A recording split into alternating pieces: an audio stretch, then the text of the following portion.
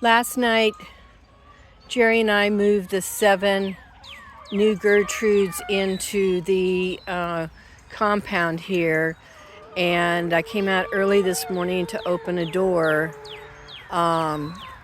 He actually put them all in there and closed down the little door so that they were all together. And it looks like 1 or 2 have come out. These guys think that I should go get my grub terra is what I should do. But I'm going to keep them. I'm going to keep the gate locked for a couple days. The eggers, as you can see, is going to be a little territorial. But the eggers will fly up and over the top. The last year's brown Highland, Hylin, they'll have to stay in. And then the new ones are Lohman, Lohmon, I think. I'd have to look it back up. And there's Miss Chickadee. She didn't get into the coop last night.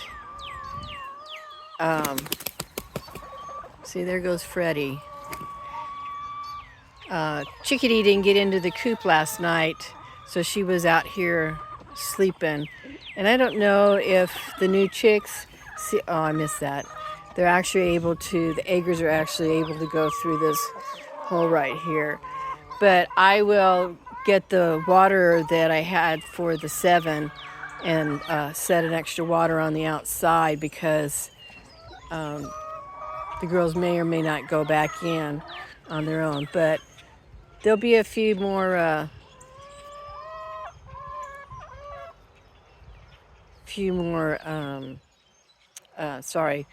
videos, shorts of everybody getting together.